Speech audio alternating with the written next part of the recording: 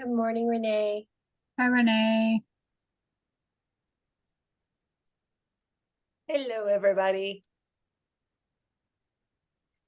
Hi, Pastor Emily. Oh, she's still connecting. She can't even hear me. Yay. Good morning, Pastor Emily. Good morning, Hi, Rich. Rich.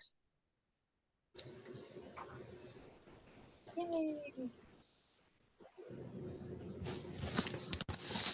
Okay, one more. Here we go.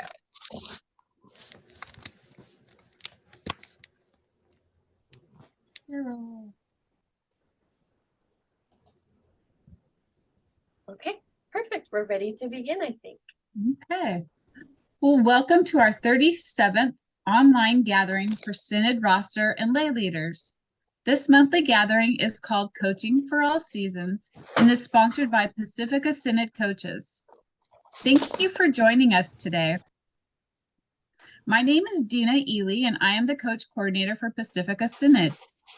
Our coaching team has cultivated this monthly gathering for church leaders across the Synod.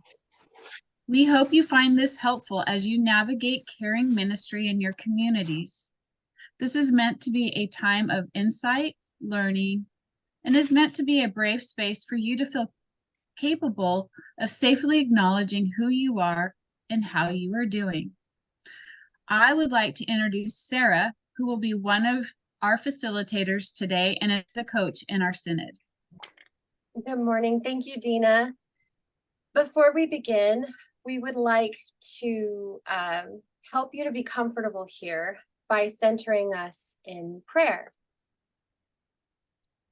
So please pray with me. Sovereign Lord Jesus Christ, who took human form and broke down the walls that divide, we seek your forgiveness for not living out the truth that all are one in Christ, for the sin of racism.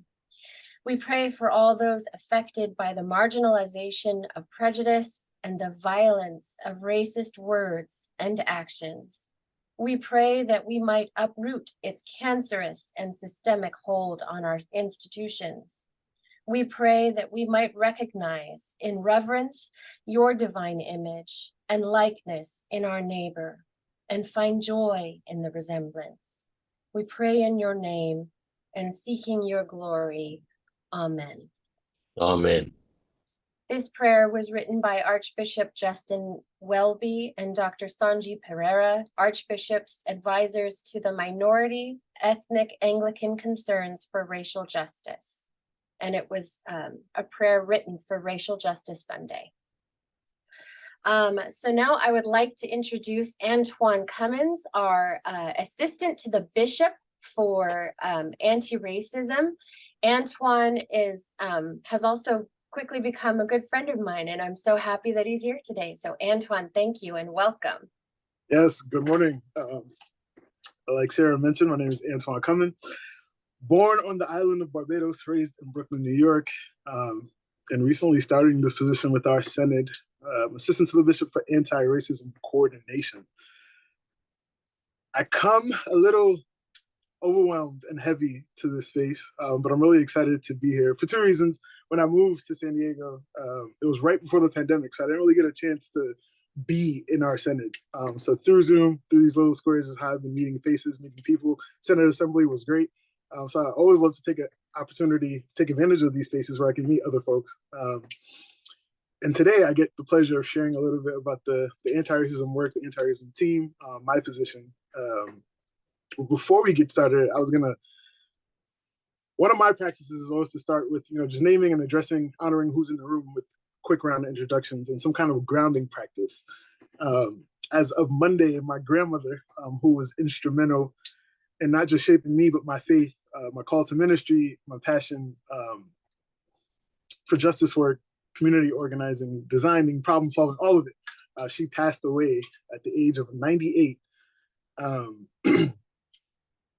And she was a huge reason why I even said yes to this job. The whitest denomination in America doing anti-racism in a time such as this, all the things you could imagine. But her faith, her commitment, not just to her community, but to God, was why this was almost like a no-brainer. Like, why not me? Why not now? And the grounding practice I'm going to share with you guys is mostly for me. So if you don't want to do it, you don't have to do it. Before we get into race and all the other stuff, I thought it would be appropriate. For my time in campus ministry, I adopted it just as a way to be in tune and honor what we're feeling, whether it's tensions in our bodies, emotions, thoughts. It has been a long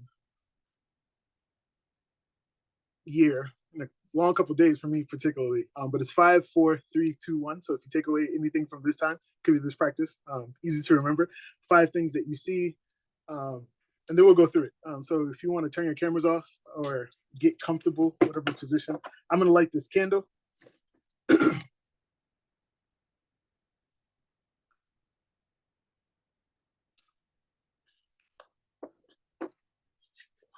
And I'll also turn my camera off just in case I get all emotional, but you'll still be able to hear my voice. But if you guys will take some deep breaths with me.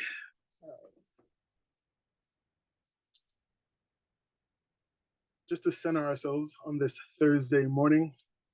Lots happening in our nation, in our world, in our personal lives. And as we sink into our bodies, whether it's feet on the floor, laid back, reclined, however you feel most comfortable, I invite you to just look around your space and notice 5 things. I'll probably spend all 5 of mine on my candle, but whether it's a picture you have on your desk, notes, reminders, mantras, quotes that you have around your space, things to be done, things that are undone.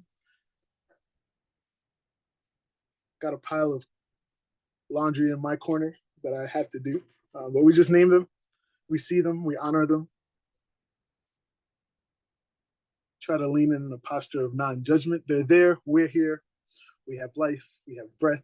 We take deep breaths in, exhale those expectations and to-dos out.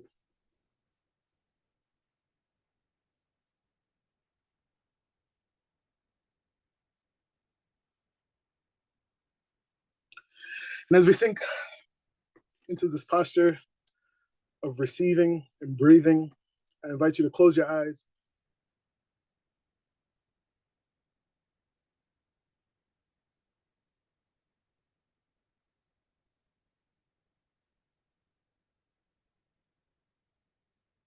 And maybe notice 4 sounds.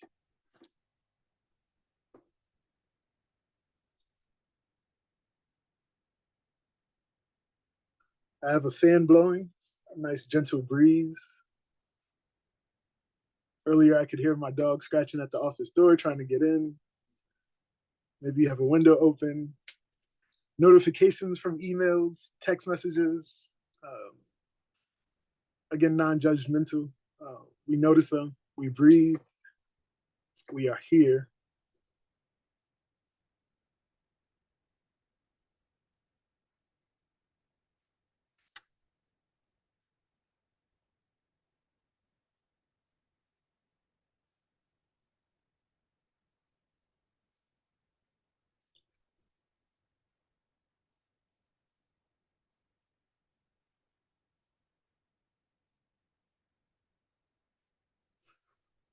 We continue breathing.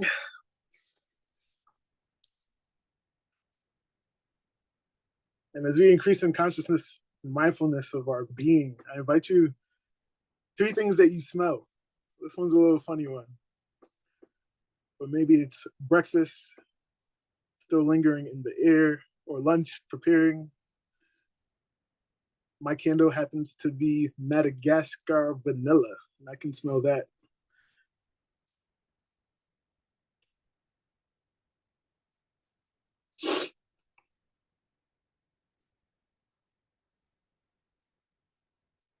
Again, no judgment. We try to breathe. Maybe you're still stuck at things that you see, things that you heard, but we continue breathing and we give thanks for life. We give thanks for breath.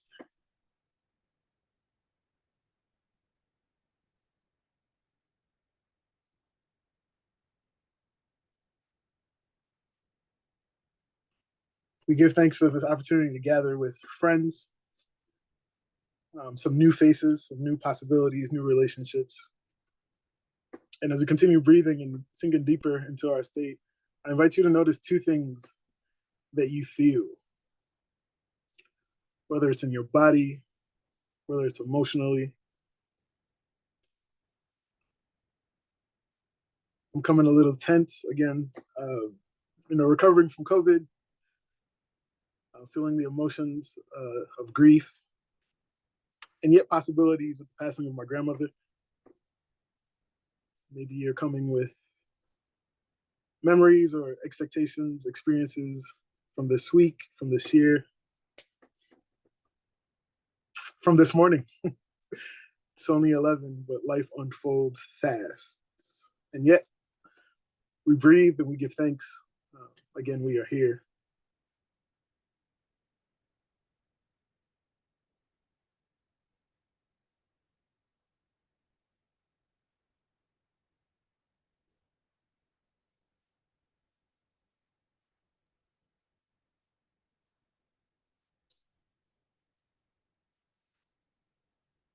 And hopefully your breaths are getting deeper and longer, sinking into whatever position you found comfortable. And finally, one thing that brings you joy. And maybe you had a hard time connecting with this quick practice. That's fine. Maybe you have a song or a prayer, a face, a memory, a word. Want to invite that thing to bubble up, burst forth, and bring life.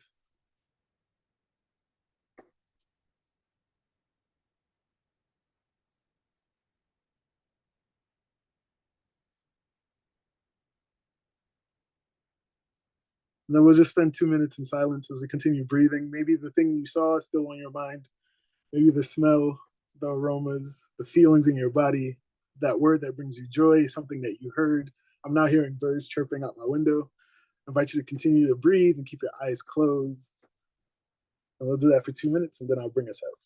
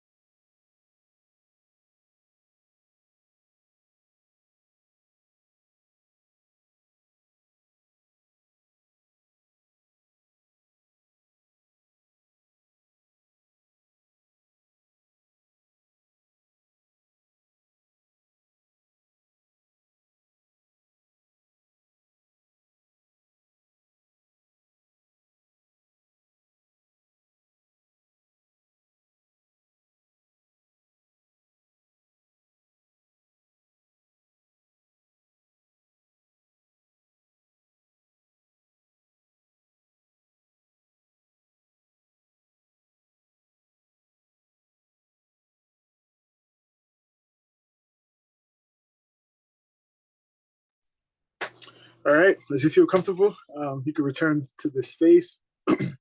Maybe you remain in that space for the entirety of this hour that we have together. That's fine by me. I find it so hard to slow down. In fact, when we're doing the 5 things we notice in our space, all these sticky notes of to-dos and bereavement time and deadlines and expectations for the very team that I'll tear, all those things floating around. We're pushing back on that, whether you want to call it white supremacy culture or whether you want to call it just the expectations, demands of capitalism, whatever it is. I find it important that we remember whose we are, why we're here. And hopefully from that springs forth the life, the inspiration, the creativity, the capacity to do what it is that we believe we're called to do. So just a quick check-in, again, trying to take advantage of this time, all selfishly for me, the grounding for me, getting to know who's in the room for me. If you guys want to introduce yourselves, name, pronouns, maybe something from the practice that you heard, you smelled, you felt, you saw. you feel, and then if you want, what you're looking forward to from this time. So as I go through my slides, I could kind of knock some of those things out, and then there'll be time for questions and answers at the end. And then at any point you can post anything in the chat, but just so I make sure that the 45 minutes we do have is of value to us all. So name, pronouns, anything from the practice that stood out to you, stay lingering, and then how can this time serve you? I know it's being recorded, so those who will watch it on YouTube, you missed out. I'll probably get to see you at some other point. But for now, I'll invite Sarah. Oh, fine. So my name's Sarah Tees. My pronouns are she, her. I am a coach with the Pacific Synod, but I'm also on the anti-racism team with Antoine. So, which is one of the ways that I've gotten to know him. I did a devotion this morning that talked about 1 John 4:19. We love because he first loved us, and it talked about the causality of love and that it's an effect. And so that's what I noticed in the practice. That's because that was the thing that I identified as my joy. So yeah, and I invite Pastor Emily to share if you're comfortable. Hello, everyone. My name is Emily Baton. I am very new to that pastor title as of Friday. And I am in a centering space. I have my tea next to me, which is something I have every morning. And that smell and that warmth really centers me in that comfort, not just in this morning, but all the mornings that I hold that sacred to me. And I am excited to be here in this new role, in this new position, anti-racism being vital to what the church is and what the church is doing, a part of who we are and how we are. And getting started in this position, how I'm going to incorporate that and be aware of that, not only personally, but professionally. Oh, and she, her are my pronouns, to throw that in there at the end. Thank you. Are we doing an invitation? Yeah. So I now invite Pastor Daryl to join us in the conversation. All right. Thank you, Pastor.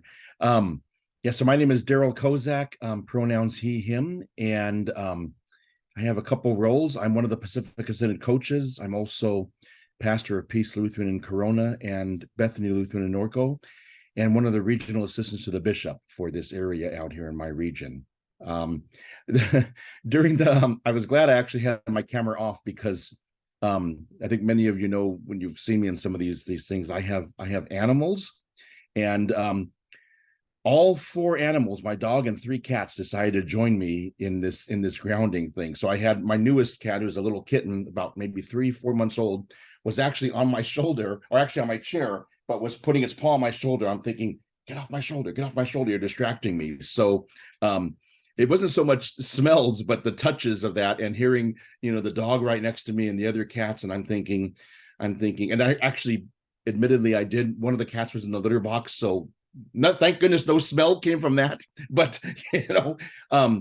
but anyway, so I'm here to learn. I've always been a lifelong learner and kind of a vessel of absorption, and I'm here to hear the wisdom of my fellow colleague in the Synod, Antoine, and brother in the faith, and how this work, this holy sacred work, is impacting us as you said earlier, Antoine, the widest denomination in the USA. And that's still, when I hear that, it still brings chills up my spine when I hear that. So, but good to see all of you and be with all of you today.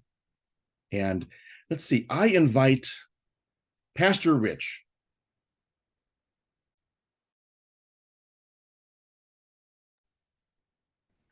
Thank you so much, Daryl. It is good to be here. My name is Rich Ager, he, him, he, his. And I appreciated you doing this practice this morning, Antoine. I want to express how sorry I am to hear about your grandmother. And probably much of my time of reflection was spent on thinking about what a significant person one of my grandmothers in particular was in my life, and sharing that in common with you. And also saying I'm a retired pastor living in Oceanside. I do pulpit supply when we're not out of town doing something, and I'm happy to travel to do that as well, just so people know. What was I going to say? Oh, and just that if you ever want to have a cup of coffee, I'm happy to drive from Oceanside to the San Diego area. And my number I can give you, or contact the Synod office. But I'm really glad you're leading this today. So anyway, well, that's me. Let me look to my left to Deanna. Thank you, Rich. I'm Dina. I'm she, her. Thank you for this practice. It is a beautiful gift to be able to sit and to look at the to-do list and then forget it. So the joy of being able to just be with colleagues, taking time to breathe, to be together, to share. And I think that that's the gift and that's the expectation I have for this space today, is just to be together, to share in this conversation, and to be open to learn and to grow from the different perspectives and understandings. Oh, and I choose Pastor Jennifer Garcia. Sorry. We have to specify in this group. I'm Pastor Jennifer Garcia. My pronouns are she, her. I'm one of the pastors at First Lutheran in Fullerton, and I have the great honor of working with Dina. I have recently noticed that I'm falling into my fall, well, pretty much year-round except for summer, habits of lighting a candle and having a cup of tea as when I'm working from home, which is nice. So even though the temperatures are not fall yet, I'm starting to notice I'm having the urge to light a candle and have a cup of tea, which is nice. So those are things that I noticed in the practice.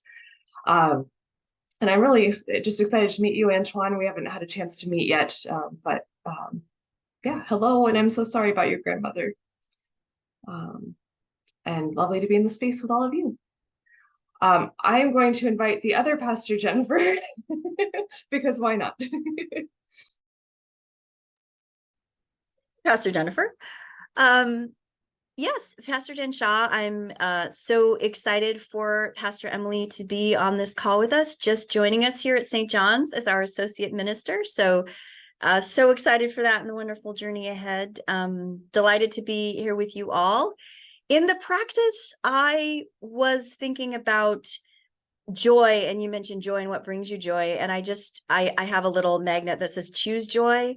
And sometimes that distinction between happiness and joy, that we're in challenging places and we have these passing emotions, but that joy can be something that we choose, and that there's kind of weeping may last for night, but joy comes in the morning. And just looking forward to that sort of baseline of joy, and what a biblical virtue and gift that is. And I have had many, being dean and on Synod Council, many opportunities to spend time with you, Antoine, and so glad to have more time in this context. And again, and also my heart and prayers to you on the passing of your grandma. And it does make me think too of my dad and other people in the faith who also inspired me to go into ministry and in the faith and all of that good stuff. So. And I will invite Pastor Matt. Hello. Hey, y'all.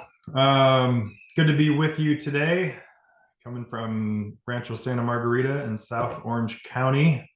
And thank you for that practice, Antoine. What that did for me was, and I really appreciated ending in a place of expressing a joy. Because what that did for me is, after all of the other parts of the exercise and noticing things, a lot of that was filled with tasks and responsibilities.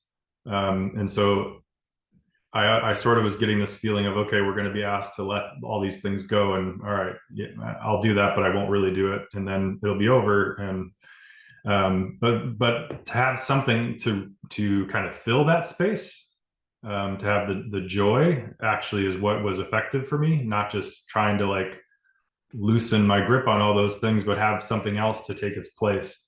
And for me, that was in one of the things I noticed was looking out the windows next to me here. We're kind of overlooking a canyon and hillside, and it's a beautiful space. And whenever I look out those windows in my office, a sense of gratitude just comes over me, for being having the privilege of being in ministry at all, and then in this place in particular. And so that yeah, it just kind of led to that sense of gratitude, that in the midst of all the responsibilities and busyness and getting ready for the weekend and everything, to be able to have that sense of what a gift, even in the midst of the stress and anxiety, what a gift to be able to be a part of what I get to be a part of here. So was my experience. And in terms of this today, I don't really have expectations. It's funny, as I was signing on, I was trying to go back and look at what it was this was about exactly. And I just had it on my calendar, and I said, well, I have it on my calendar, so I'm going to sign in. And so just grateful for community and the conversation. And I will invite Nicolette to share. Hi, Nicolette. Hi, Pastor Matt. It's good to see everyone. I am Nicolette Rohr. I use she, her pronouns. I am from Eden Lutheran in Riverside, but I'm joining you from my office in Claremont, and I was late because I was at a Synod Finance meeting, but I still wanted to come, so I missed the practice, so I can't answer that part of this, but I'm delighted to see all of you. And I also don't know who has gone yet because I was late. Joanne, Carol, okay. Renee, I believe, and Pastor I was going to call on Joanne because I haven't Nancy seen her for a while. So I'll invite Joanne to go next. Joanne Larson. I'm zooming in from Colorado Springs. It's pronouns she, her. It's a beautiful day in Colorado. It's starting to feel like fall. So I really appreciated the practice, Antoine, because you started with what did we notice around our office, and I have my office full of things that I really enjoyed. So that's what I noticed, not the mess that none of you can see. And I didn't necessarily come with a lot of expectations to this meeting, just some personal reflection maybe.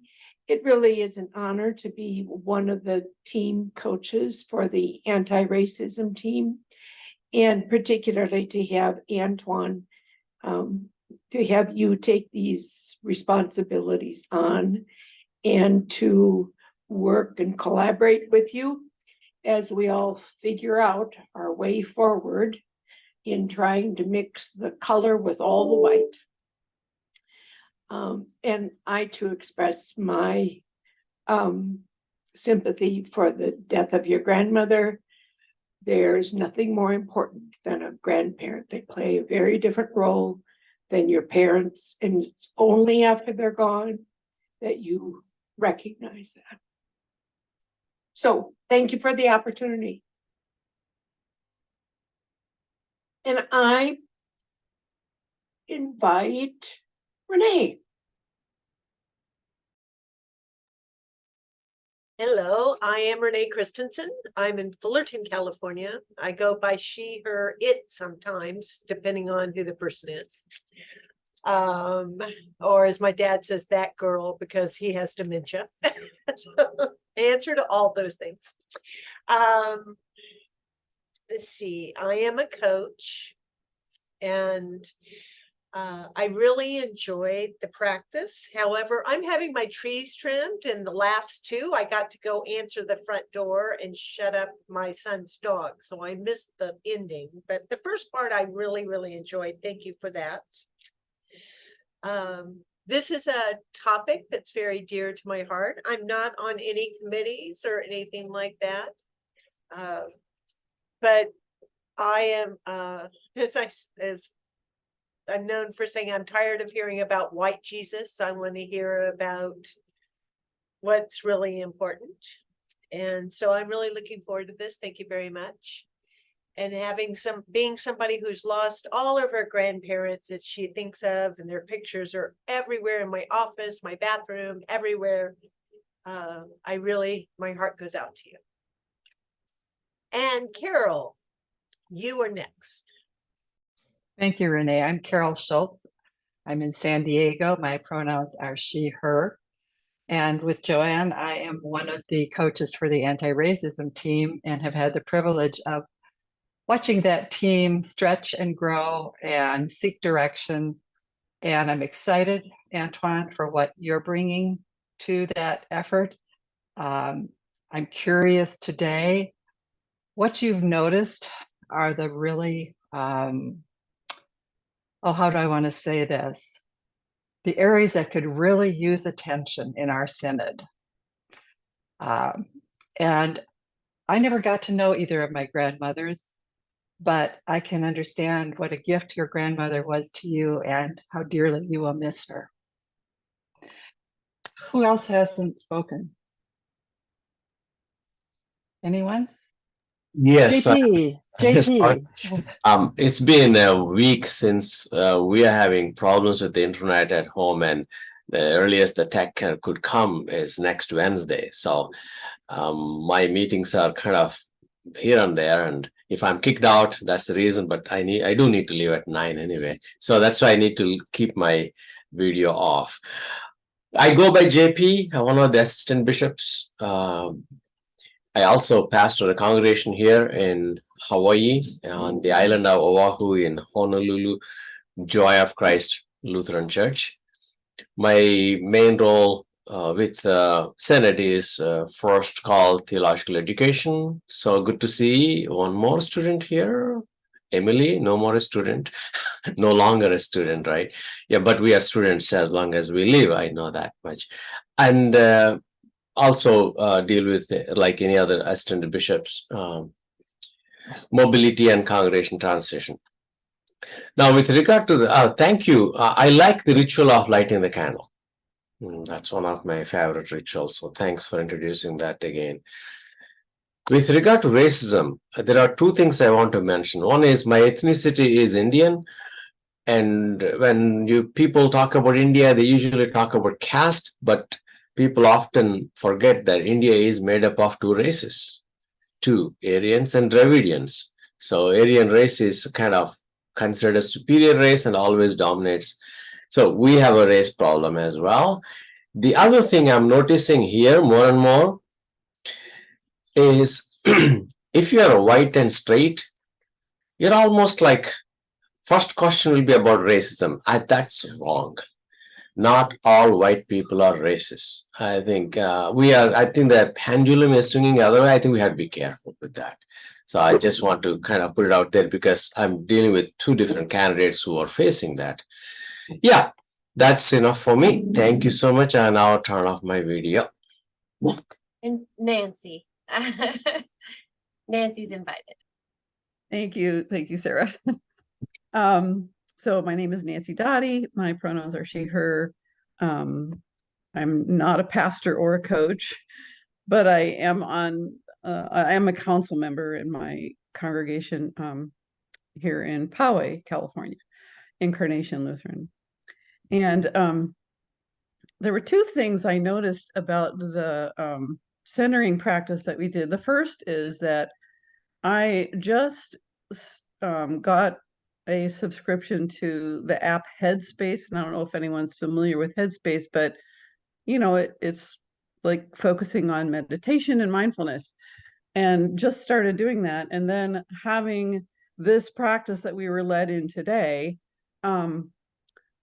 it was almost like a knock on the head. Hello, Nancy, like get back into this practice, because I did centering prayer for quite a long time and then haven't done it now for a number of years. So I think I'm being invited to make that a regular practice again.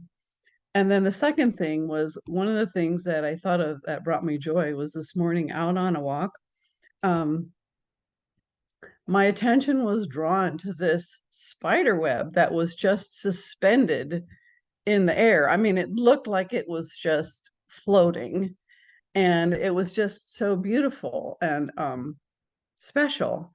And I just really felt like it was brought to my attention intentionally, and it brought me a lot of joy on my walk this morning. And I don't have anything specific about, that I'm looking for today. I was just very curious. This is my first time attending one of these events. And but I do want to say, Antoine, I'm also sorry about your grandma. I lost my mom back in February, so that's still very fresh for me. And I'm just also extremely grateful for your willingness and dedication to this particular community and this particular subject and issue. So I'm just grateful. Thank you.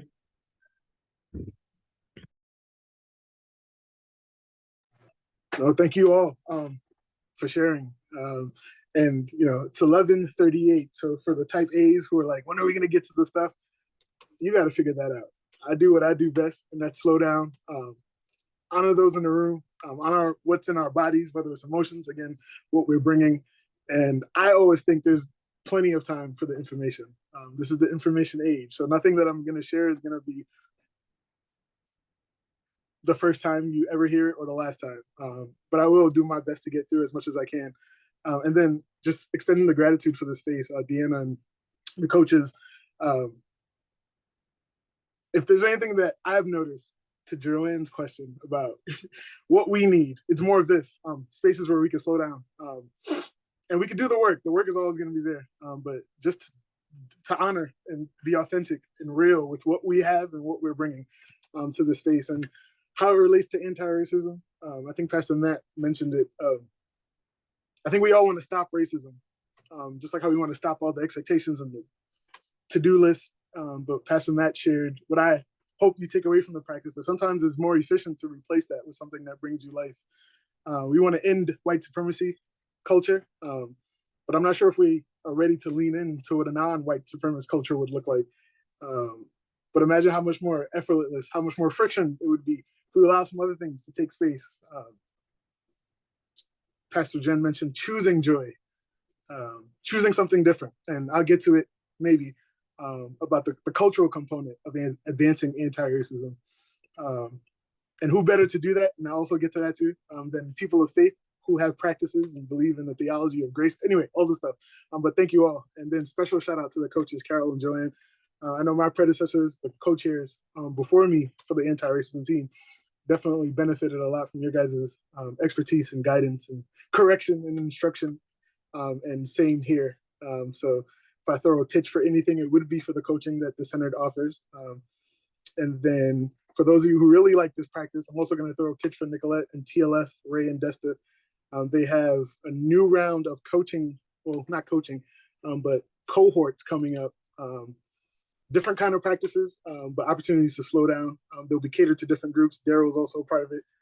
There are things and resources there for us to do, like Nancy said, be reminded to slow down, because it's hard. You don't really get paid for it too, but the benefits and rewards are there. All right, for those of you who are shy and didn't want to share what you came here for, you can post it in the chat, and I promise I'm not going to be offended. I'll make sure I get to it. I'm going to share screen. I went through some slides that I created 45 minutes ago. So if you see any typos, it's because I like visuals. Well, I think people need visuals before you start throwing information at them. And we'll see if it works.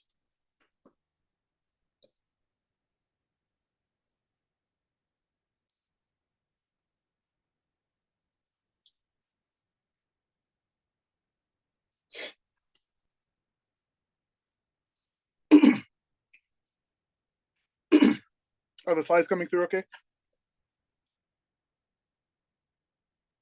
Yes. Oh, perfect. All right. So the logo, this is probably one of the things I'm most proud of. I started in February and we've done a lot of great things, but this logo, I think, brings me a lot of joy. And for me, I hope when people see it that it reminds us that, I mean, there's definitely a science to advancing anti-racism. We talk about white supremacy, we talk about dismantling systems of oppression. There's science, there's terms, there's best practices, there's metrics, there's a lot of things, but there's also an art to it. Again, hoping that we captured that with our grounding practice and creating space for not just God, but for each other, our stories and relationships. And again, I hope that the logo, not just captured that piece that we hope to lean into as the anti-racism team, but then the realities that it brings with us, right? We're talking about this holistic approach that includes Hawaii, that I tried to capture in the R. It includes the coastal region that connects us with Mexico and that border and those realities, and the inland, which the 5-dimensional A hope to capture not just the different people, the different cultures, the different expectations, the different histories, but just the diversity of Earth itself, the land, the water, the ocean, the mountains, those who are here and those who came before us. And somehow, some way, with God's grace and God's help, trying to do better, not just for ourselves, but for our congregations, and then those who come after us. This was a rundown. Again, the grounding practice, the introductions, the check-ins, that's what I really showed up for. The information piece, I'll ramble through that real quick, but it will be recorded. So anything that we don't get to, I'll still put the slide up and you can watch it later on YouTube when they put them up.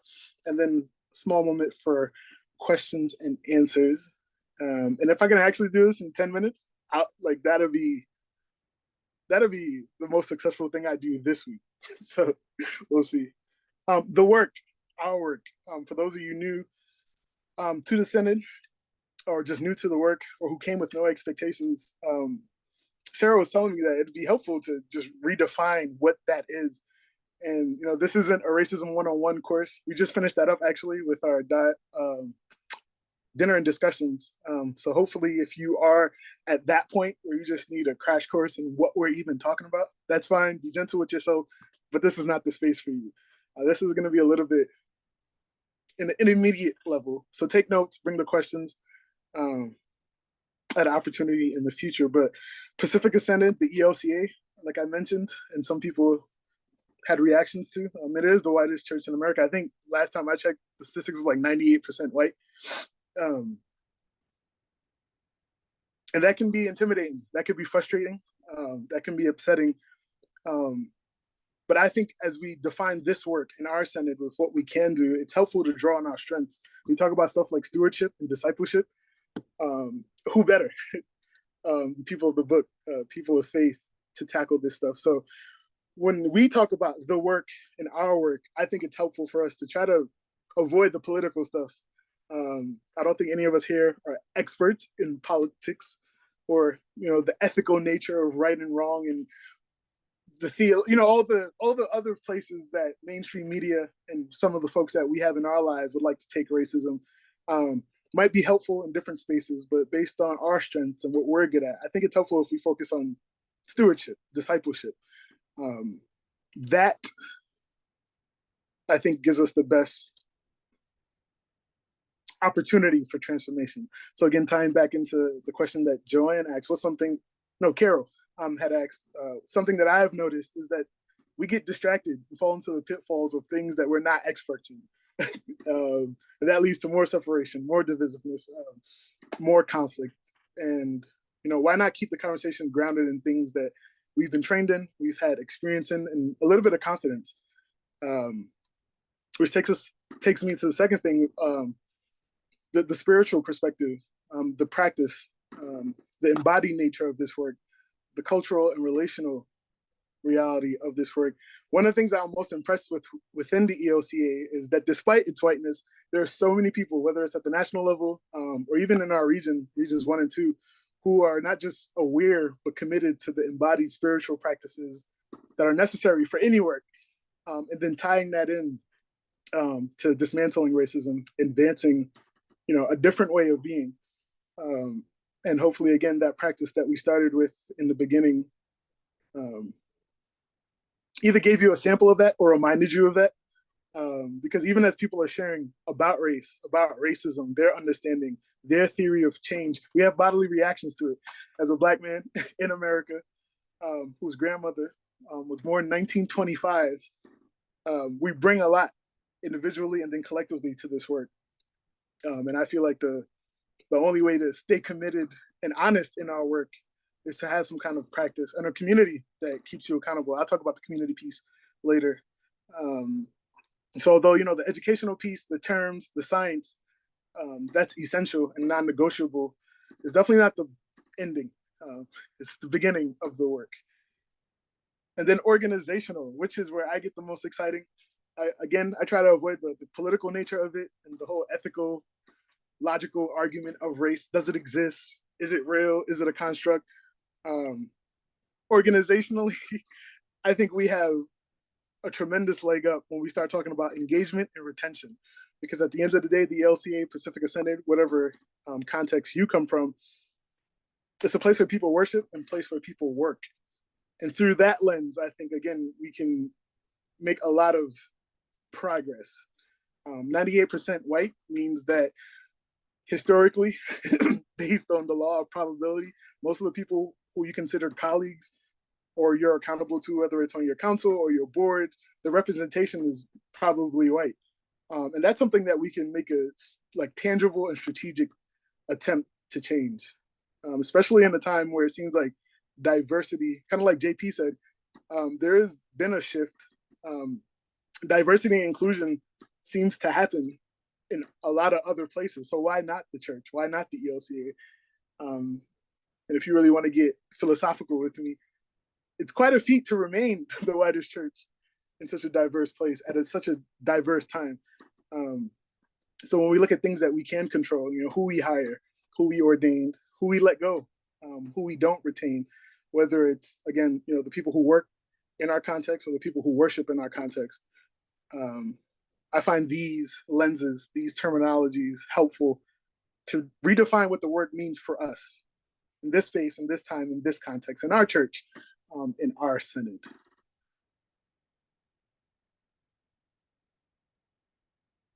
Again, there'll be a quick time for questions at the end, but if you have anything about that, you can definitely post it in the chat, and hopefully Sarah can help me keep track of those. But the work, our work. And then quick about the team. So mostly volunteers, and then I have the pleasure of being the co-chair, again, as the assistant to bishop for Anti-Racism Coordination at 20 hours. So you can imagine what that is like. But anti-racism team, again, amazing group of folks who've been committed to carving out time out of their lives to advance this work. As you mentioned, Sarah is on the team. Terry's also on the team. We have volunteers like Deb and Lynn and Bruce and the Honorable Jim Tyler. But, we all show up with what we know, trying to do the best that we can with what we have for as long as we can. And that's actually a quote from my grandma. So shout outs to Doris Cleopatra Griffith. But to provide education, to train leaders, to organize for systemic change. So again, if the team is new to you, if the work is new to you, screenshot this, Google it, hit us up. We can try to unpack that. For the sake of time, I'm gonna just keep moving through it. The challenges that we face, this is actually put together by a report that Sarah put together. So thank you, Sarah, for that.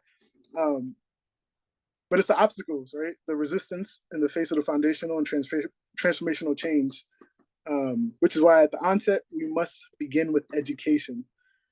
And again, keyword here, begin but not end. Some of those other lenses, the spiritual embodied practices, the organizational piece is going to be helpful to sustain this work. Obviously, one of the challenges is that our coordinator, which is me, is part-time. So trying to be mindful and then proactive in these pathways to full times. How can we get there? Expand our work and then scale our work where we can improve on to develop this ministry team. And we're actually on the cusp of that with some reorganizing.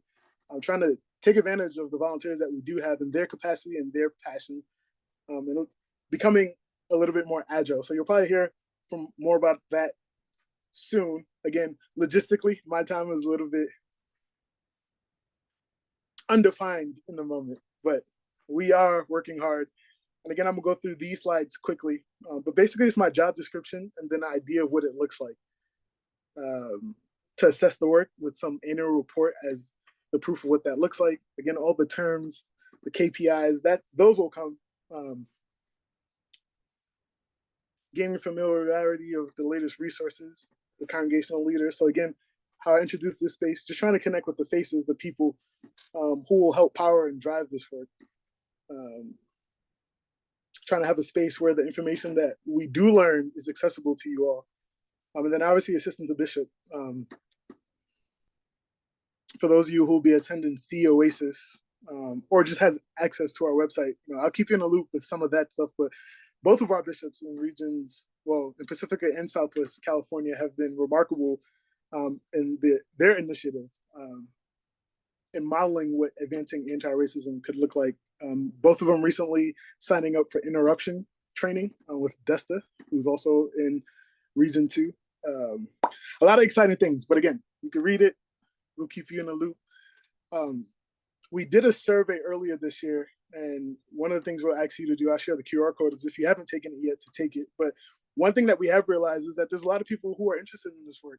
These are some key developments over the lifetime of the anti-racism work within our Synod. And there's a lot of words, there's a lot of information already out there, whether we're talking about the 1993 ELCA social statement, the resolution for full participation, anti-racism pledge. There's a lot of resources already out there. So I'll invite you to screenshot this, check it out if you haven't. If you have, then let's get to work, right? A lot of that is going to be the responsibility of the anti-racism team, trying to make that work accessible and then cohesive going forward. But we are working on that. I'll skip these. I'll stop here real quick. I think one of the biggest obstacles to engaging with the work is there's definitely a fear of failure. And one of the things that, to touch on Carol's point, opportunities, is if we had not just clear expectations of what we expect from white folks, especially those who would consider themselves allies, agitators, or advocates, but then that accountability piece. There's one thing I've noticed, whether it's on my time on the commission or just being in different spaces, ELCA wasn't really designed for accountability, which is unfortunate and then understandable. Most of us are usually underpaid and overworked. The last thing we need is another list of yet more things we need to keep in mind. But then also it presents a liability, especially as it relates to racism and being accountable for what we say we want and who we say we want to be.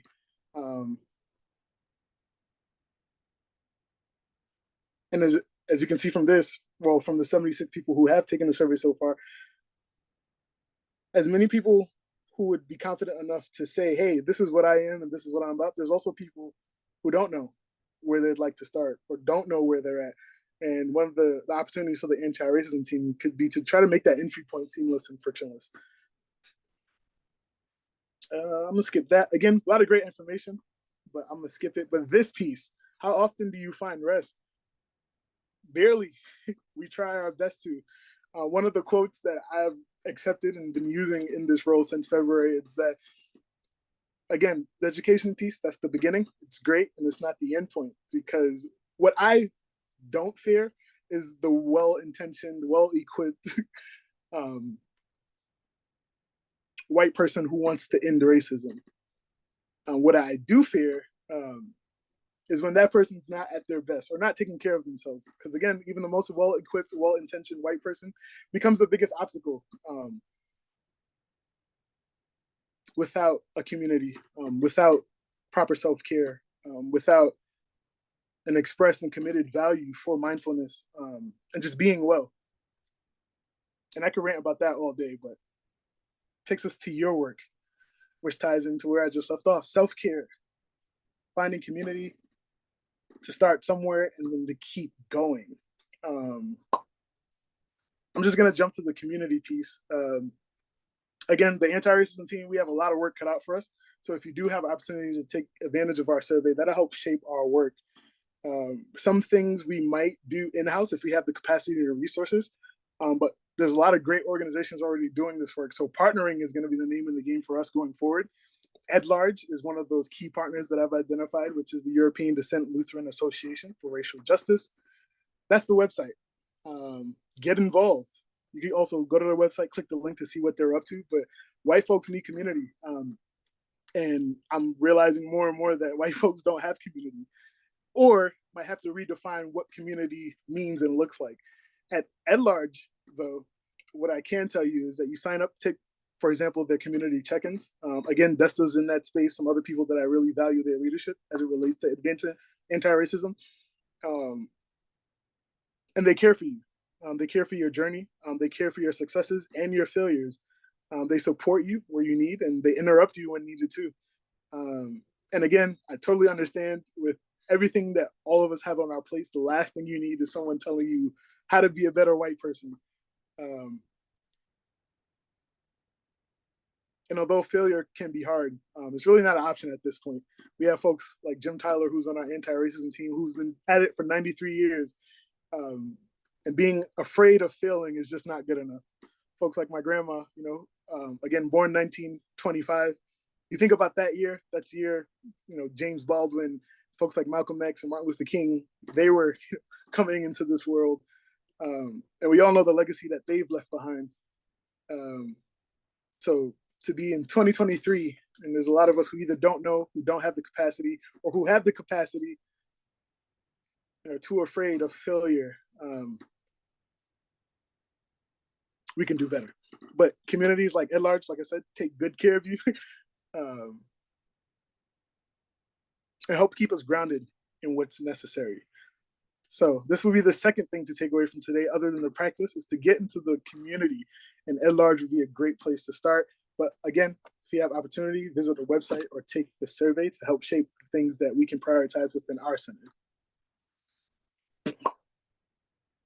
Commission for the Renewed Lutheran Church. It's a thing. I'll stop sharing there. And then questions and answers, which I crossed out and put responses, because like I said, I'm coming with limited capacity today, so I might not have the answer, but I will write it down and I definitely will give you a response.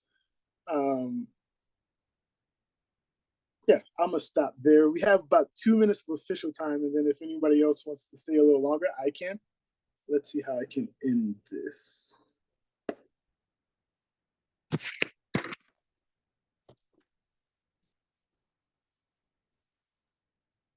Thank you, Antoine. Thanks for sharing. So we definitely want to honor people's time. If you have questions and have a couple minutes to stick around, we're gonna stick around. We'll leave this space open to you. I also just want to highlight our gathering for next month. Our topic is going to be on ChatGPT and AI and how that relates to church leadership. And I believe that's October 5th, the first Thursday of the month. And that's with Jonathan Wrights, who is a former ELCA churchwide staff member. So I just wanted to take a moment to highlight that. But yes, if you have questions, please feel free to ask. Antoine's right here. Yeah, and just, again, gratitude for those who have to take off. Yes. Hope to see you soon. And if not in this space, in the coaching space, maybe one of the anti-racism space or at the Oasis or Synod Assembly. But start somewhere and then keep going. And then don't forget the richness that you bring, whether it's to this work or to your work or just to our Synod. Much gratitude. All right. And I think we could probably stop the recording there. And now we could be real. I'll stop the recording then.